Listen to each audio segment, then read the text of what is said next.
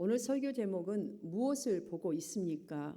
기다림의 두 번째. 지난주부터 제가 대림절이니까 이제 기다림에 대한 설교를 하게 되는데요. 오늘은 그 기다리는데 과연 우리는 무엇을 보고 있을까?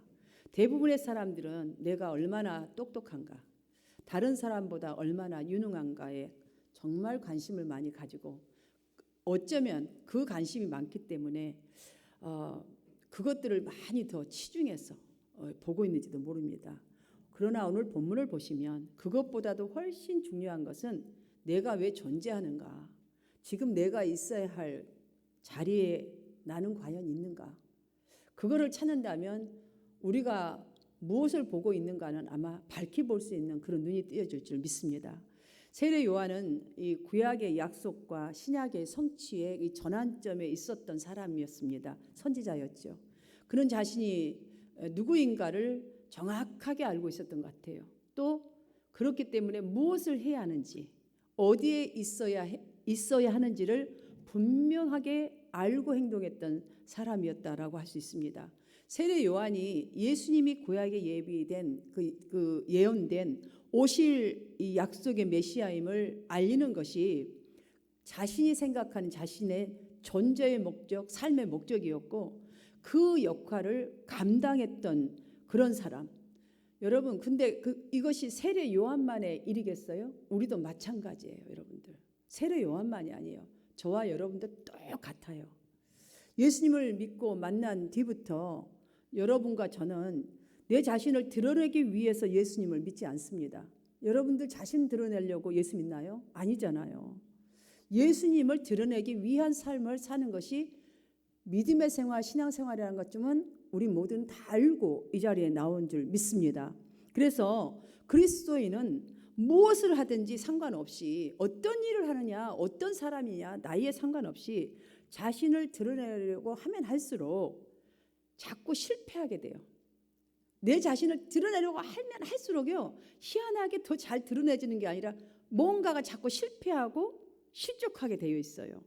그러나 반대로 그리스도를 드러내려고 하면 할수록 가장 세상의 아름다운 상태로 바뀌어지는 역사가 일어나게 되어 있습니다. 이게 예수 믿는 후에 우리가 드러내고자 하는 삶, 바로 예수님을 드러내고자 하면요, 세상의 상태, 세상의 아름다운 거룩한 모습으로 이 성화가 이루어지게 되어 있는 것이죠. 그러므로 세례 요한이 구약과 이 신약사에 활동했던 사람이었다면 저와 여러분은 어떤 사람이겠어요? 부활하시고 승천하셔서 지금도 우리를 다스리고 계시는 성령님, 그리고 다시 성령을 보내주셔서 그 성령님 우리를 다스려 주시고 또 언제가 다시 오셔서 이 세상을 심판하실 예수 그리스도의 길을 준비하도록 부르심을 받은 저와 여러분들이에요. 그러니까 세례 요한과 다를 바가 하나도 없죠. 예수님의 오실 길을 예비했던 이 세례 요한에 대한 예수님의 평가를 오늘 본문을 보시면 너무너무 명확하게 기록되어 있어요. 내가 너희에게 말하노니 여자가 낳은 자 중에 요한보다 큰 자가 없느니라. 여러분을 향한 지금 예수님의 말씀처럼 들으셔야 되게. 이 말씀 바로 이 말씀 그 다음에 더 놀라운 말씀이 이렇게 덧붙여져 있어요. 그러나 하나님의 나라에서는 극히 작은 자라도 그보다 크니라, 이 말씀이에요. 이렇게 높이 평가를 하셨어요. 세례 요한에 대해서. 주님께서는 이 세상의 위대한 자들보다 우리를 더 위대하고 큰 자로 보시고 있다는 이 사실을 여러분 잠시도 잊지 마십시오. 잠시도. 그런데 이 본문에 이제 이 문맥들을 전체적으로 조금 더 자세하게 예수님의 마음으로 이렇게 보면요, 예수님의 이 평가는 세례 요한의 인품을 강조하여서, 그러니까는 여러분의 성격, 저와 여러분의 인품을 강조하여서 평가한 것이 아니라는 것을 알 수가 있어요. 예수님이 사람을 평가하시는데 아주 중요한 척도 한 가지가, 그 한 가지를 우리는 발견할 수가 있는데 20절을 보시면 요한이 보낸 제자들이 예수님께로 와서 요한이 우리를 보내어서 여쭤보라고 합니다 하면서 구약에서 오신다고 하신 그 메시아가 바로 당신입니까? 아니면 우리는 다른 사람을 기다려야 하나요? 이 질문을 지금 요한에게서 받고 이 제자들이 와가지고 예수님께 묻습니다. 자, 이 사람들의 그 질문을 여러분들 한번 잘 생각을 해 보십시오. 의심이 좀 들어있다는 질문 같지 않습니까? 확실하지 않다. 누가 뭐라 했든 간에 당신이다라고 말해야 되잖아. 요한이 그럽디다 하면서. 그런데 요한이 우리를 보내어서 여쭤보라고 하면서 하시는 말이에요. 그럼에도 불구하고 예수님은 여자가 낳은 자 중에 요한보다 큰 자가 없다라고 할 정도로 엄청난 그 한 사람의 인간에 대한 평가를 이렇게 높이 하셨단 말이죠. 이 높이 하신 이유가 뭘까요, 도대체? 여러분 이걸 찾아야 돼요, 본문에서는. 그래야 우리가 예수님을 똑바로 믿고 복음에 대한 것을 똑바로 전할 수 있는 그 확신이 우리 속에서 불길처럼 일어날 줄 믿습니다. 요한의 사명과 사역들을 존중하면서 높이 평가해 주셨는데요. 예수님께서 우리를 평가하신 척도, 그러니까 요한뿐만 아니라 우리를 평가하신 이 그리스도를 믿는 사람들 한 사람 한 사람들 어떻게 평가하실 것인가, 평가를 하시기를 원하시는가를 우리가 보아야 돼요. 세례 요한이 이렇게 높이 평가하신 것은 메시아의 길을 예비했다는 그 이유로 그 전에 위대한 구약의 선지자들보다도 더 위대한 사람이 된 것이라는 이 놀라운 사실을 예수님이 이 말씀을 통해서 그들에게 알려주셨다는 거죠. 무리들에게. 그들에게 이렇게 정확하게 평가하면서 23절로 이렇게 말씀을 하십니다. 누구든지 나로 말미암아 실족하지 아니하는 자는 복이 있도다. 이렇게 말을 했어요. 여러분, 그리고 나서 예수님의 오늘 본문 첫 말씀, 이제 이들이 이 말씀을 다 듣고 나서 떠났잖아요. 그 다음에 첫 말씀 24절, 요한이 보낸 자가 떠난 후에 무리에게 대하여, 그러니까 무리에게 요한에 대하여 말씀하시되, 이제 이들이 그 대답을 다 듣고 나서 떠났단 말이죠. 그 다음에 남은 무리들이 있어요. 요한을 보기 위해서 광야로 많은 무리들이 달려 나온 무리들에게 예수님은 세례 요한을 보려고 나온 무리들에게 자, 본격적으로 직접적인 직접 예수님이 직접, 그러니까 요한에게서 듣는 것이 아니라 직접 그리스도가 하나님의 나라에 대해서 가르치기를 원하셨다는 것. 그러니까 예수님이 직접 그들에게 가르치신 것이 무엇인가? 예수님의 이 질문에서 우리는 찾아볼 수가 있어요. 너희가 무엇을 보려고 광야에 나갔더냐? 그러니까 나왔냐는 거예요. 이 질문을요, 거듭 두 번씩이나, 오늘 본문만 봐도 두 번씩이나 하십니다. 여기서 예수님은 요한이 있었던 것을 광야라고 말씀하십니다. 광야. 그리고 그들에게, 무리들에게 세 가지로 물으십니다. 첫 번째 물음은 세례 요한을 보러 광야로 왔느냐? 그러니까 왜 광야로 왔냐? 세례 요한을 보러 왔느냐? 그 다음 질문은 무엇이냐면 바람에 흔들리는 갈대를 보려고 나왔느냐? 자, 그 다음에 또 하나의 질문은 그러면 부드러운 옷을 입은 사람들을 보려고 광야에 나갔더냐라고 이렇게 묻죠. 여러분, 이 질문들 굉장히 중요합니다. 잘 보아야 할 필요가 있습니다. 실제로 여러분들 갈대 굳이 광야까지 가서 보아야 될 일이 있나요? 갈대는 막 물 많고 뭐 하여튼 그 이상한 데 막 많이 널려져 있잖아요. 그때 당시 상황적으로 시대적으로 보면요, 갈대는 아무 데라서라도 볼 수 있는 거 갈대였어요. 굳이 광야까지 가서 볼 필요가 없었어요.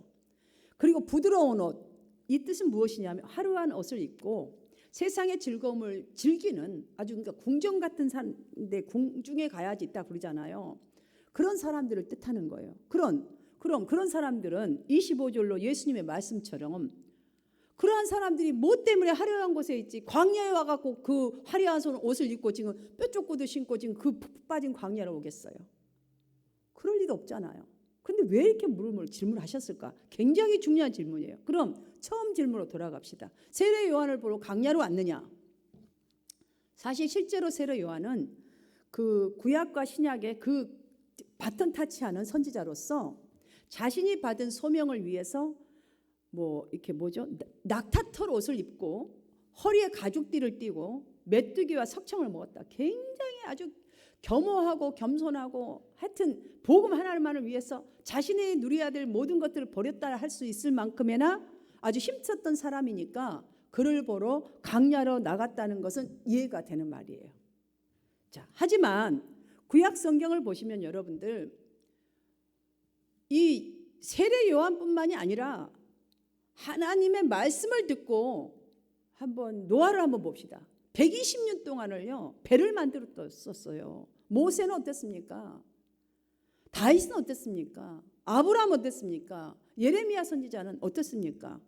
절대로 빼놓을 수 없는 하나님 나라에서의 큰 자들입니다. 이런 자들도. 그런데도 예수님은 지금 세례 요한이 그 선지자들보다도 훌륭한 자니라라고 오늘 본문은 말씀하고 있습니다.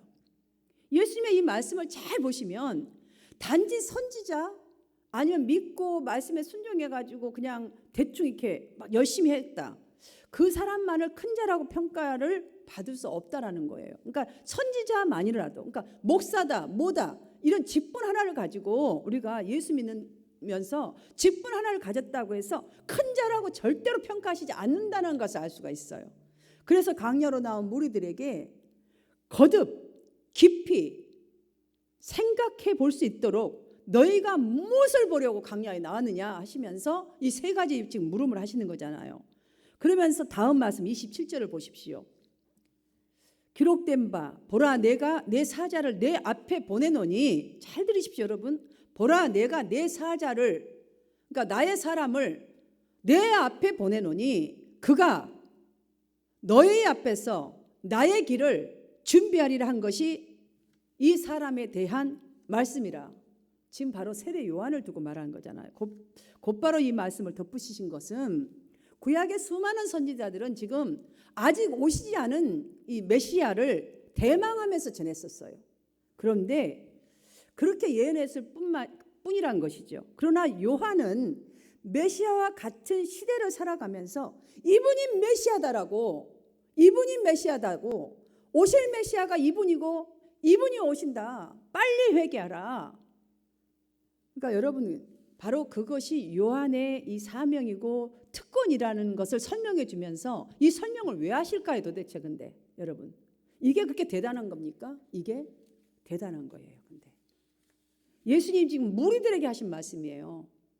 지금 요한의 제자들에게 말한 말이 아니라 무리들에게 하신 말씀이란 말이죠. 무리들 누굽니까 여러분? 여러분한테 하신 말씀이에요. 지금 여러분이 가진 특권이, 사명이 무엇인가, 이거를 지금 설명해 주시고 있는 거예요. 광야로 나온 무리들에게 하신 예수님의 이 물음에 대한 이 물음과 또 예수님이 요한을 평가했던 이 평가는 오늘을 살아가는, 이 시대를 살아가는 우리에게도 엄청나게 중요한 물음인 거예요. 왜냐하면 요한에게 대한 이 주님의 칭찬과 이 평가는 바로 저와 여러분에게 하실 칭찬이요 높은 평가이기 때문이에요. 이걸 알아야 돼요 우리가. 왜냐하면은 똑같은 선지자들이 사실은 오실 메시아 또 함께 했다 하지만 또 그 메시아, 그분들은 똑같이 다 전했단 말이죠. 지금 이분들에게 왜 이 설명을 하면서 그 사람보다 더 크다라고 말했냐는 거죠. 바로 여러분의 사명이에요. 우리 각자가 요한과 동일하다는 거예요. 정말 세상에서는, 주님이 보실 때 이 세상에서는 더 훌륭하고 뭐 별의별 것 다 이뤘던 사람보다 너희 한 사람 한 사람은 너무너무 소중한 존재다. 이거예요. 이거 내가 그렇게 보고 있다라는 거예요. 왜? 나의 복음을 전할 자들이니까. 요즘에 보통 일반 사람들이 지금 현재를 우려하고 장래에 대해서 불안해하는 것만이 아니에요. 그냥 보통 사람들만 그런 게 아니에요. 역사가들도 이 시대가 어디로 갈지, 어떤 이 역사의 시점에 우리가 지금 현재 와 있는지 모른대요. 도대체 어떻게 이 사람들이 그걸 내릴지를 모른대요. 앞날에 그래서 희망을 제시하지 못한다라고 이렇게 결론을 내린 그런 글들이 많습니다. 여러분, 이러한 현실을 바라보면서 예수 믿는 사람들은 어떻습니까? 이제 의심에 사로잡히기 시작할 수 있어요. 왜냐하면 우리 나름대로 열심히 기도하잖아요. 복음을 이루려는데 정말 힘쓰잖아요. 이렇게 각자가 맡은 이렇게 봉사들을 하면서 열심히 힘써요. 안 오는 사람들을 외쳐다면서 생각하면서 기도하면서 얼마나 부르짖고 얼마나 헌신을 합니까? 여기 다 그런 분만 앉아 계시네요. 할렐루야. 그런데 세상은 조금도 변함이 없어요. 우리가 기도하는 그 무리들은요, 꼼짝도 안 하고 있는 거예요. 오히려 더 힘들어지고 더 피폐해지고 더 믿음은 드라이하고 있는 거예요. 그러니 우리의 심정들이 어떤 마음이 들어요? 하나님의 역사는 이 어둠의 세력 속에 너무나 미미한 것 같은 거예요. 막 지쳐버리는 거예요. 상실감이 생기는 거예요. 사랑하는 여러분, 그러나 오늘 예수님의 물음과 이 설명들에서 본명해진 것 하나가 있어요. 세례 요한이 바로 이 사람이 메시아입니다라고 외친 것은 그리스도가 누구인가를 온전히 알고 믿은 사람이었기 때문에 그의 시선과 삶의 목적이 오직 그리스도에게 맞춰졌다는 것 때문에 이 엄청난 칭찬과 큰 자 중에 제일 가장 큰 자라고 칭찬하신 거라는 거예요. 사랑하는 여러분들이 그런 주역이 되시기를 주님 이름으로 축원합니다. 그래서 세례 요한은 복음을 증거하다가 여러분 감옥에 갇혔어도 예수님에 대한 믿음만큼은 흔들린 적이 없어요.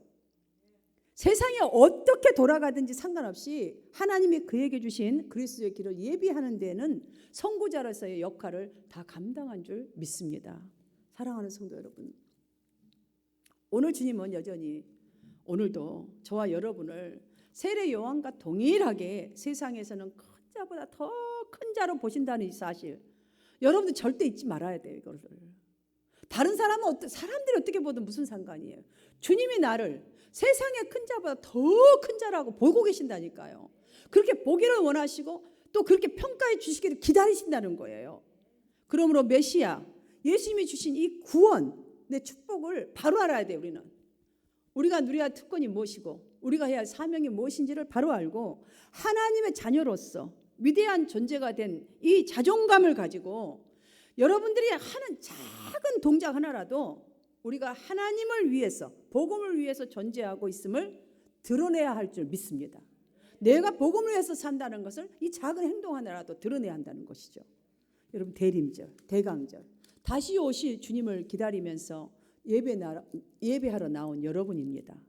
그 당시 광야에 나온 무리들에게 물었던 것처럼 오늘도 여전히 우리에게도 예수님은 너희는 지금 무엇을 보려고 예배 나왔느냐?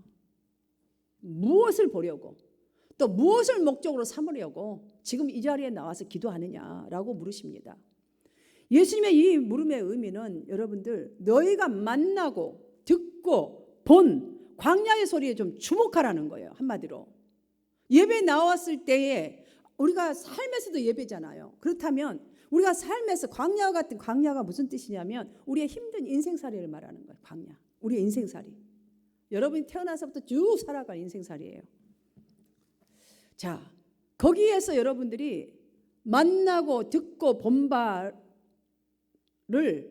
그러니까 뭐냐면 그 속에서 주님의 음성을 들은 것들을 거기에다가 좀 주목하고 그것으로 바라보고 그것으로 행동 좀 해보라는 거예요. 작은 것. 여러분들 사실 광야, 사실 편안하게 살다가 어려워지면 그것이 바로 우리에게는 그 시간이 광야 시간이잖아요. 광야예요. 쓸쓸하고 힘들고 문제가 막 지속되는 그때가 바로 우리에게는 광야입니다. 기도가 잘 안 되는 것도 광야일 수 있고 신앙생활 좀 잘하고 싶은데 참 마음대로 안 되는 것도 광야일 수 있어요. 그렇기 때문에 이 시간에 꼭 길을 열어 드리십시오. 예수님께서 말한 이 광야, 다시 말씀드릴게요. 우리에게는 인생살이에 힘든 것들이겠지만 지금 주님이 말씀하고 있는 세례 요한을 광야, 이것도 표현했다고 했잖아요. 광야는 히브리어로 미드마르입니다. 미드마르. 자, 이 단어는 무슨 뜻이냐면 하나님의 말씀이 임하는 곳, 우리의 삶 속에도, 자, 어떠한 모습 속에서도 그곳에 하나님의 말씀이 임하는 곳이란 의미가 포함되어 있어요. 그러니까 예수님이 말씀하신 광야라는 것은 엄청난 의미가 있는 거예요. 하나님의 말씀이 임할 수 있도록 우리가 어떤 행동을 해야 되며 어떤 목적을 갖고 살아야 되는지 여러분 우리가 분명히 알아야 돼요. 광야 같은 우리 인생살이가 힘들고 문제가 많지만 그 가운데서 여러분 구약시대 이스라엘 백성들이 경험한 것들을 한번 생각해 보십시오. 뭐 한두 가지입니까? 말할 수가 없어요. 40년 동안에 그 광야지만 굶어 죽은 사람 없었어요. 사실은 뭐 춥다고 얼어 죽은 사람 없었어요. 뭐 옷이 제대로 있었겠어요? 뭐가 있었겠어요? 낮에는 구름기둥으로, 밤에는 불기둥으로, 정말 먹을 것이 없으면 만나를 내려주시고 고기 필요하다면 메뚜기를 쏟아주시고 목이 타서 죽겠다고 아우성치면 반석을 쳐서 물 마시게 해주셨고 여러분 보호해 주시고 인도해 주시고 여러분들 우리가 1년 동안 한번 생각해 보십시오. 정말 우리도 마찬가지입니다. 불기둥, 구름기둥. 하나님은 우리와 늘 함께 하시고 인도하셨고 보호하셨고 그래서 오늘 이렇게 건강한 모습으로 우리가 살고 있는 것입니다. 너희가 무엇을 보려고 광야에 갔더냐? 이 물음과 같이 일상에서 우리가 보는 것이 매우 중요해요. 우리가 보는 것. 왜냐하면요, 우리의 관심을 어디에 두느냐 너무너무 중요해요.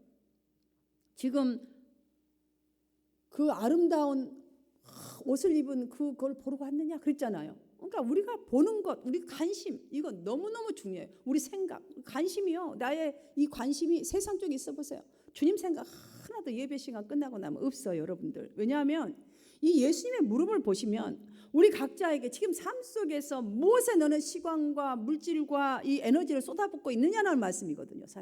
사실 광야에서 너는 광야 왜 나왔니? 그랬다면 너 삶에서 지금 무엇을 보고 너는 시간과 물질과 에너지를 어디다 사용하고 있느냐? 어디다 퍼붓고 있느냐? 너가 속해 있는 그 일자리 속에서 무엇을 보고 무엇에 관심을 두고 지금 살아가고 있느냐라는 소리거든요. 자, 그 다음에 보세요. 그러면 바람에 흔들리는 갈대를 보고 있느냐? 화려한 옷을 입고 있는 떠드는 사람들을 지금 춤추고 있는 사람들을 보고 있느냐? 여러분 이거 보고 있으면요 우리 미쳐버려요. 스트레스 받아버리죠 당장. 왜냐? 나는 죽어라고 지금 예수 믿으면 이러고 있는 저 사람들은 막 화려한 옷을 입고 가서 막 좋은 막 불빛 있는데 놀고 내 인생은 왜 이러나 이거 생각할 거 아니냐고. 우리가요 그러니까 어디다가 시선을 딱 맞추고 사는가, 생각을 갖고 사는가, 보고 사는가, 맨 남에게 견주면서 여러분들 살아보세요. 얼마나 불행한지 말할 수가 없어요. 나처럼 불행한 사람은 없는 것이죠. 그런 것에 지금 시간과 물질과 에너지를 쏟고 분야는 거야. 이 귀한 시간에 이 귀한 사람이 지금 귀한 여러분이 거기에다 모든 걸 쏟아버리냐 이 말이에요. 예수님의 이 물음은 곧 인생의 여러분의 인생 한순간 작은 순간에도 1초도 다 하나님이 너희를 사랑하셔서 허락해 주신 귀한 시간이라는 거예요. 지금 그거 귀한 일이라는 거예요. 지금 문제 터진 것도 지금 하나님이 개입하시고자 지금 우리의 믿음을 보겠다고 좀 주신 시간이거든요. 그러니 허망한 일에 그 귀한 시간을 허비하지 말고 또 마음을 빼앗기지도 말고 세례 요한처럼 귀하게 얻은 그리스도인이란 사명을 이루기 위해서, 여러분 그리스도인, 영생을 얻은 그리스도인, 천국 백성, 유업을 이을 사람, 복받을 사람, 하나님의 복을 통째로 받을 사람이라는 것, 이 사명을 이루기 위해서 우리에게 필요한 것은 하늘의 음성을 회복해야 한다는 거예요. 하나님의 음성을 먼저 회복해야지 이 의식이 바뀌죠. 보는 게 달라지죠. 왜냐하면 강야로 몰려나온 수많은 무리들은 세례 요한이 외친 하늘의 음성을 듣기 위해서 지금 사실 쫓아온 거거든요. 여러분도 똑같아요. 그래서 지금 너희들 무엇을 이 광야에서 보냐 지금 그 물으신 거예요. 회개하라 천국이 가까우냐. 갑자기 그 전에 말라기서 끝나고 보세요. 400년 가까이를 아무 선지자가 나타나지 않았어요. 그러니 복음을 들을 수가 없는 거예요. 그때는 지금 홍수 시대지만. 근데 갑자기 세례 요한 사람 나와서 와 그의 첩경을 준비하라. 회개하라 천국이 가까웠다. 그분이 오신다. 막 이러니까 이 하늘의 음성이 막 귀가 막 벌리니까 막 그 사람을 쫓아서 지금 나온 거잖아. 바로 여러분이에요, 여러분들.